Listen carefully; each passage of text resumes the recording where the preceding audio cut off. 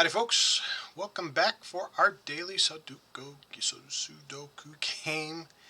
We're going to go ahead and try another one. Now this one is a very hard one. I did find this one also does a control or an alt to give us those pencil marks we were looking for. I am still learning some techniques and tricks myself. So I got stumped on a couple of puzzles the other day and have been learning. I want to continue to share some of the fun things that I've learned, and so we're going to go ahead and get started. Now, this is very hard. We're going to go ahead and start our timer. And so the very first thing I always do first is just look for patterns. Now I'm going to go ahead and start marking if I see anything that's only got 2. I saw lots of 1s and 7s, so my eye's kind of scanning. In this top cube here, I see a 1 to the left for the top row. I see a 1 on the left for the middle row. So this one here actually solves it straight out. Now I did see some 1s down here as well. We've got a 1 on the left column, a 1 on the right column. One of these two is a 1, so I'm going to go ahead and use that control and mark that as a pencil mark. Okay. So let's see here. In the center cube, we've got a 1 on the top, we've got a 1 on the bottom, and we've got a 1 on the left column. So one of these two is a 1. Down here in our bottom left cube, we've got a 1 on the left, we've got a 1 in the right column. So one of these two is a 1. And then if we look in this bottom middle cube, here we've got a 1 in the left column. So any one of these 4 could be a 1. So I'm not going to mark that. Now I see these 7s coming up. I've got a 7 in the middle and a 7 on the right. So this one is going to be a 7. It's going to solve for us. Let's look at these 7s, how else these 7s go here. So in this left cube here, we have a 7 in the right column, and we have a 7 in the middle row. So there are 4 possibilities for a 7. If we look on the right side, we've got a 7 through the middle, 7 through the middle. So we have 3 choices for 7s. Down here on the bottom, we have a 7 in the bottom row, a 7 down the middle, so 4 choices. And then in the bottom left, okay, we've got a 7 in the right column, and we have a 7 across the bottom, which means that one of these two is a 7. Now this is a double elimination. These two cannot be anything else but a 1 or a 7. So that helps us to solve quite a bit more. I see another 2 down here in this row. So if it can't be in one of these two, it has to be one of these two, because these two are no longer even on the table. They cannot be anything else. They have to be a 1 and a 7. Okay, and then we can also come up and see if that helps us at all. So we still have a 7 option here or here. Remember, we had 4 because of this 7 and this 7, but now one of these two has to be a 7. So that puts this middle column completed with a 7 down here. Okay. Alright, so I'm just kind of scan here a little bit more, see if I see anything pop out into my mind. Okay, I see this 8. I see quite a few 8s here. So in the center section, I've got this 8 in the right column, and I've got an 8 in the middle row. So one of these two is an 8. Alright, and so now if we follow that all the way down, this column has an 8, and this column has one of these two as an 8. So we're going to put one of these two as an 8. Okay, now we've got 2 8s over here in this far right column, so no 8s here, no 8s here. One of these 3 has to be an 8. Not sure which one, but it's only, there's 3 choices, so I'm not going to mark it just yet. Okay, over here in the far left here, we've got an 8 that covers this column. Now we've got an 8 that covers this row. Now here we go, we're going to create a ghost row. Okay, this is just what I call it here. We've got an 8 coming down, we've got an 8 across. So one of these two has to be an 8. That means this whole row, only one of these two can be an 8, which eliminates this one. This one no longer needs an 8, but that makes that an 8. So see how that kind of completed it? So these pencil marks are really important, even though if you can't identify the specific spot. Down here in this bottom one, okay, we already know this can't be an 8 because we have a 1 and a 7. And there's no other 8 over here to cancel or complete any other rows or columns. Okay, so we've got that. Okay, let's see here. So this particular column has some numbers starting to fill out. So I'm going to look at this here really quick because I'm seeing a pattern here with our 6. So we've got a 9, we've got an 8, we've got a 7. Now we need a 6 in this column. Well, you can't have a 6 here. You can't have a 6 here. But that actually tells us that this one has to be a 6 because of this row and this row being complete. Then again, I was looking at this column. Here is a 6 for this column row, so it can't be here. So out of this column here, this is the only place that can be a 6.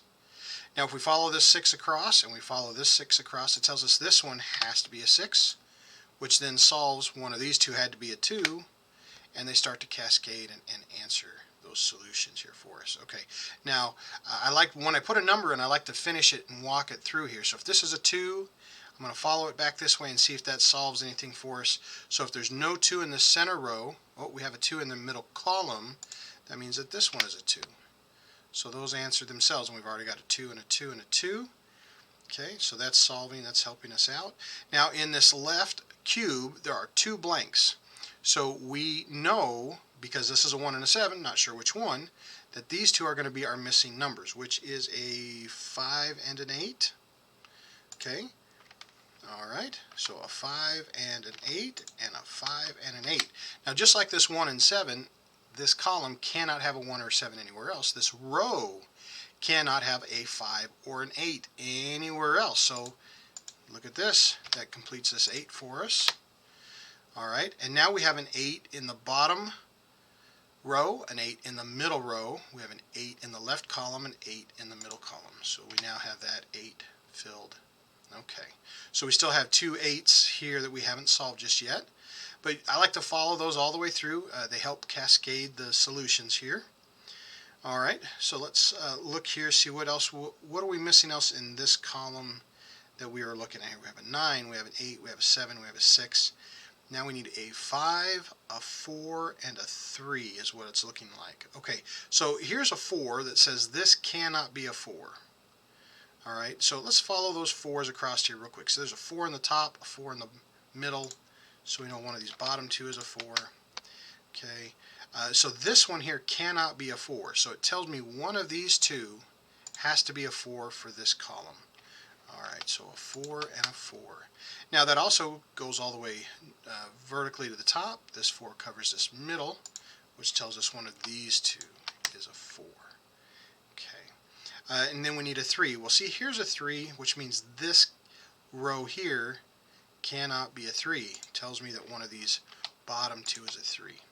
Now vertically, that also means that this one or this one is a 3. Okay, and then the other number we're missing is a 5. Now 5 can be in any one of those 3 spots. Oh, now look here. Here's a 5. 5, and we already know there can't be a 5 here in this bottom, so we know that one of these two is a 5. Okay, so let's follow that through across. So no 5 here in this middle row because of these two. No 5 in the bottom row because of these two. So a 5. So even though we don't have this solved on the bottom rows of cubes, we can find out which the options are here just by doing these pencils, these ghost rows. Alright, so we've got one of these two is a 5. Alright, so we're getting close here to solving this one. Let's look at this cube here too. What are we missing? Looks like we're missing a 1. Now we've got a 1 here that comes down, so one of these two is going to be a 1. So we'll put a 1 there. Now we need a 3 down here in this cube. Now we've got one possibility of a 3 for this way, and there's nothing stopping these other ones from being 3. So either one, I'm just going to go ahead and mark that so I don't forget. Either one of these can be a 3 and a 5. So all 3 of these are marked for the possibilities in this bottom cube. Now let's look across this row right here. We need a 1, which we've got a 1 in one of these 2 spots, and it cannot be this one. We need a 5, and we need a 7. Now this cannot be a 5, so we've already got the 5 identified here. And we need a 7, which is either going to be here or here. So this row is marked. Let's see if 7 helps us solve anything else here. We've got a 7 across the bottom. We have a 7 down the middle. So we have 3 spots that 7s could be. Alright, so let's look at those. Let's look at these numbers here again. Let's see, 3s were taking us pretty good. Let's go back and look at our 3s. We've got a 3 here. We've got our 3 identified here. This 3 across the top, and a 3 down the right. So we have 2 possible for the 3 here. So we've got the 3s across the bottom. And let's look here at the right cube here. We've got a 3 down the right column. We've got a 3 down the middle row and the bottom row. Okay, so that tells us that one of these top 2 have to be a 3. And then we've got the one on the left here. Now let's look on this top cube. We've got a 3 in the left column, we've got a 3 in the right column, and we've got a 3 in the bottom row. So this one is a 3. So let's look at this one here. We've got a 3 across the top. We've got a 3 across the bottom. So 3 can be one of the middle two. Alright, so that's great. We solved a 3 here, which is good. It is more numbers we can solve for definites will help us along the way. Okay, so let's see, what are we missing. Let's go through our numbers. Let's look at our ones here. We've got a 1, 1, 1. We've got a 1. We've got a 1 identified, a 1 identified, a 1 identified, and a 1. So let's look down here, and we've got our 1 there. So all the 1s are identified. We don't have them all solved just yet. Let's look at how our 2s are doing. All right, let's look to the left. We've got a 2 in the bottom that comes up. We've got a 2 that comes across. We have 3 choices. We have a 2 that comes across and comes up. We have 3 choices. We have a 2 across here, which gives us 2 choices. So let's mark those, 2 and a 2. In this top one, we have a 2 that comes across, and we have a 2 at the bottom. Great. This is going to help us out here. So we have another ghost row here. This 2 completes this column, which means this one cannot be a true. That helps us to identify this 2 here. Alright, so then we can follow the 2 across. We can follow this 2 across. Now we had 3, but now we only have 2. So let's mark that. That's going to help us in the long run here. So we've got 2 2s, 2s. So all of our 2s are identified. Okay, and I think we've got all of our 3s. 3, 3, 3, 3, 3, 3, 3, 3s, and 3s. So let's look at our 4s. 4, 4. We've got our 4 identified. Okay, let's look here in the center one. We've got a 4 that comes up, and we have 3 choices for a 4. Okay, we have 2 choices for our 4 here, 2 choices for our 4 here. And we don't have many 4s in these top 6 cubes here, so there's a lot of openness for where the 4s could go. We've got a 4 in this left column, so any 3 of these could be a 4. We've got these 2 identified as a 4. Now over here in this right column, I have nothing to eliminate 4s, so we're wide open here. Okay, let's go to our 5s. We are moving along fairly quick here, but we are going to get stumped here soon. With it being a very hard one, there's different techniques that have to be used to help us solve these. So let's look here. In fact, I just saw one. I just saw the 4s. See the center row here. Again, always just be letting your mind look for patterns.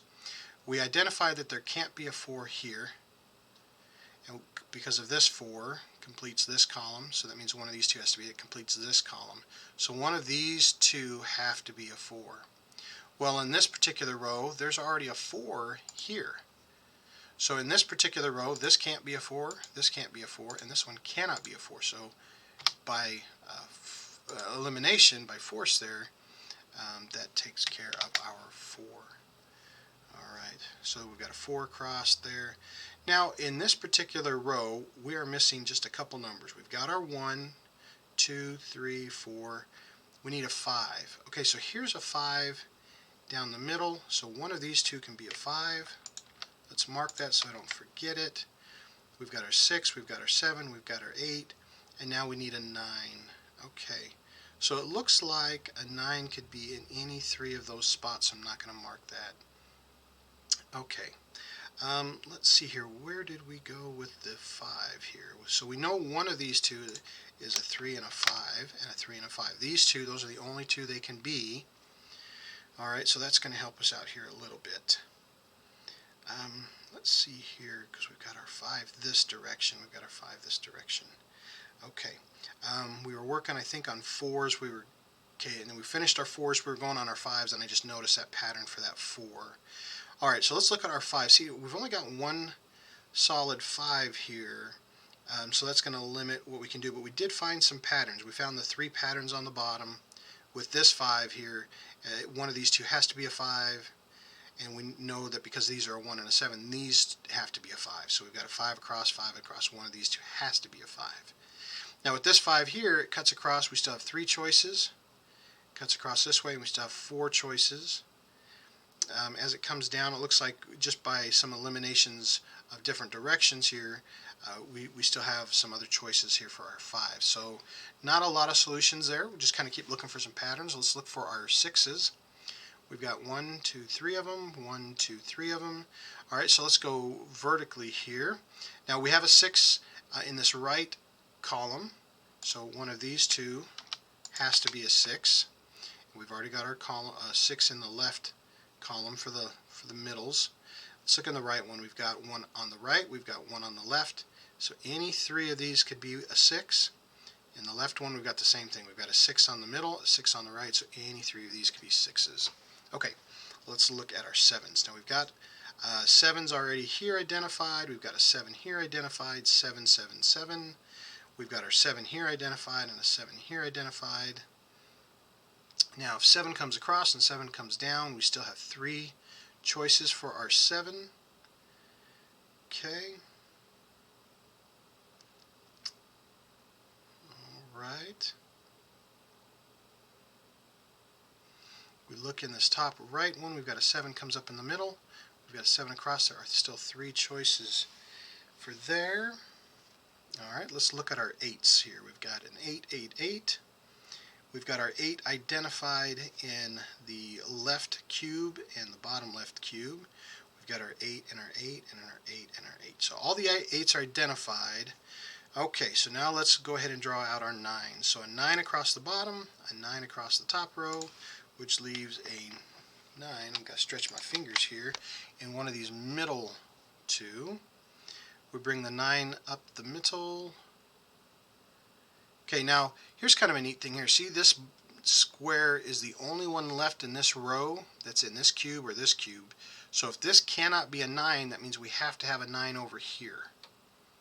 Okay, so just as a marking here, I know this one can't be a 9. We need to look at this row here because that might help us solve this when we come up here with the 9. Because if this is a 9, this is going to kind of help us distinguish which this square is as well. Okay, so we still have 5 choices up here for which one could be a 9. Okay, we have a 9 that comes up on the left, so any of these 3 could be a 9. 9, 3, and 3.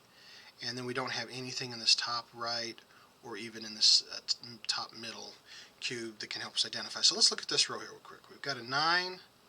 It's going to be in one of these 3. We've got an 8, a 7, a 6. Now a 5. Our 5 is going to be a little tricky here because 5 can be anywhere. We're going to have to kind of eliminate some of those. A 4. Now it looks like our 4 can be anywhere. Okay, we've already got our 3 identified, so our 5 and our 4. 5 and our 4. Okay, so I'm starting to get myself wrapped up and tangled up in my web here. So I'm trying to think here. I learned some new techniques. I'm trying to look at specific patterns here. So let's look at this right cube. We have a 9, 8, 7, 6. Now it's that 5 and 4 is going to get me tricky here. So let's look in places that might be closer to the 5 and the 4. Let's look in this center cube here. We've got our 1 is here. We've got our 2. We've got our 3. We've got our 4. We've got our 5, 6, 7, 8, and then our 9. Okay. Got our 1 and our 3. 5 and our 7. Okay.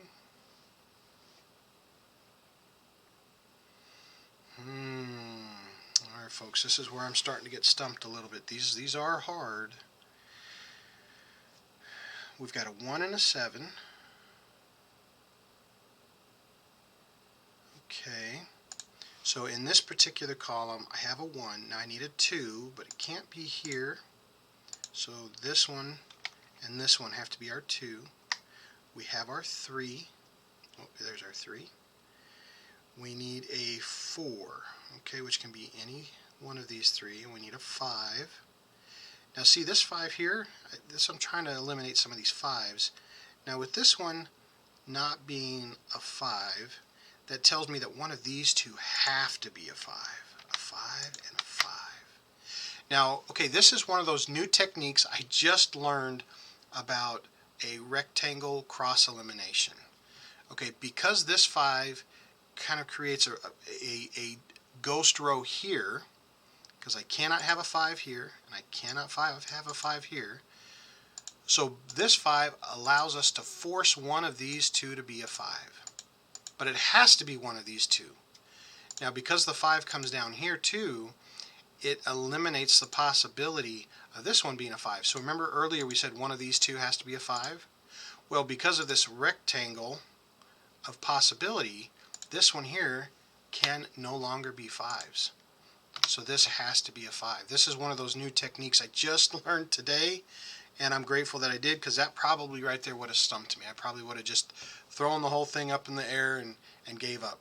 So that also, then we know this is our 1, because this one here can't be there, and that allows us to go ahead and solve this row. What were we missing? The 9, and we were just working on 9s, and we didn't have much luck with the 9s. So now we have a 9 in the left column, a 9 in the middle column, and now we have our 9 in our right column.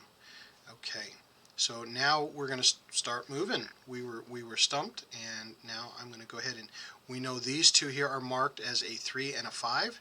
Now, because of that 5, it's going to cascade. So we know this one can't be a 5. That one has to be our 3. Now, because this one is our 3, we know this one is our 5. Now we have a 1 here, so we know this can't be our 1. That's going to be our 3. That's going to be our 1. Alright, so now this center cube, we are missing a 9. Okay, now if we go vertically here with this 9, 9 is going to complete this column, so one of these two has to be a 9. Now you see this 6? Well, if these two are 6s and 9s, we also see that there's a 3 down here. Our 3, of course, has to move over. And if our 3 moves over, 4 is the only choice here. So we know that we have a 6 and a 9 here. So we'll take that 3 out of there. We know there's a 9 and a 9. Okay. 6 and 9s, and we've got our 9 here. Okay. Now we just got some 3s and we got some 4s. Remember, those 4s were being really stubborn and those 5s were being really stubborn. So now that we've got some of these 4s and 5s, this should help us to complete the puzzle here a little bit smoother. So let's see now what numbers we're missing, and see what we can fill here. Alright, so now there's lots of possibilities. Let's look at this bottom row. We know this is a 5 and an 8. Now with this being a 5 and an 8, we just completed the center one. Only 2 numbers are missing. Can't be our 3 anymore. Now remember, we had a 3 across the top, and we had a 3 in the right. So one of these two had to be a 3. Well, now that we've got this 3 on the bottom, now we know for definite that one is a 3. Now we knew that one of these had to be a 9, because this has the one on the, oh, and so this one has to be our 9. See, everything's starting to cascade. I almost can't keep up with all of our numbers here. There's our 1 that we solved, so now we have a 1, and our 7 is now solved. Okay, now we have let's see, what do we have here? This 1 and this 1, we're going to be either one of them a 1, but now that that one is a 1, we see that this 7 is complete, so this one is now our 7, and this one is now our 5. Okay, now we've got our 3 already, and so this one would take out that 3. So we've got a 1 and a 4 down here. Now we see we've already got a 1 in this far right column. So now we know we have our 1 and our 4. So they start to cascade. A lot of these hard and very hard and difficult ones, they usually hinge on a more advanced technique. Once you trip that one number, then they cascade and they become more of a medium or an easier puzzle. Okay, so I'm looking here. This one here can no longer be a 3 because we solved this one. Okay, which means this one is now a 3. Now one of these two has to be a 9, but again, we've got the 9 solved already, so we can put the 9 in the correct place. Alright, so the 2 numbers that we're missing here is a 4 and a 5. And we look down here below and we have our 4 and our 5 already marked. So they have to swap spots. They can't be in the same row, same column. Now we're just missing one number in this far right column, which looks like a 7. Now that 7 here completes our left column. We know this one is now a 7. We'll take that 7 out of there. Okay, and now our 7s are complete. Okay, so now I have this lonely little 2 here. Oh, and we've got a 2 and a 5 and a 2 and a 5. What's the other number we're missing here? 9, 8, 7, 6, 5, 4. Okay, now we're missing a 4. Okay, now this particular row right here only has one number left, and that is our magical 4 because we already have our 5 here. So now we've got a 2 and a 5. Now we have a 5 here, so this one, remember that was our rectangle we were working with. There is our 5. There is our 2. Now we had two numbers here, a 2 and an 8. Well, we can't have a 2 here. So here's our 2, here's our 8. Cascades down these solutions, 5 and an 8. Okay, the two numbers that we're missing here is a 9 and a, what do we got here? 1, 2, 3, 4. 9 and a 4. Okay, and the two numbers that we're missing here looks like a 5 and a 6. Okay, alright, now here's a neat technique I haven't talked yet. Do you see how there's a 6 in this top 2 and a 6 in this top 2? So if this is a 6, then this one has to be a 6, and if this is a 6, then this has to be. There's a crisscross technique here, which means that this whole top row and this whole bottom row, no matter which one is 6, they'll both complete the top and the middle rows. That happens both vertically and horizontally. If you ever have a number that crisscrosses, that means that one of these bottom two have to be a 6. Now we have a 6 already here, so that solves that number that we're missing here. So across this row we're missing a 4 and a 9. Well, here is a 4. So this one cannot be a 4. That makes that a 9. We were only missing a 2. Could only have been in one of those two spots. Now let's cascade that. We've got our 9. So we know this one is now a 4. We know this one is now a 9. Now with that being a 9, of course, then this completes this one here, 6 and a 9. And then this 6 comes over here and cascades. And then we have 2 left. We have a 5 and a 4. And we see here's our 5 and our 4, so we swap those. 4 and a 5. And there you have it, folks. 26 minutes for a very hard puzzle. And this was using that triangle method. And there are a couple different ways to use that rectangle method of solving two numbers. You have to look for that pattern for rectangle solving. And then again, eliminations, double eliminations, and ghost rows are really helpful.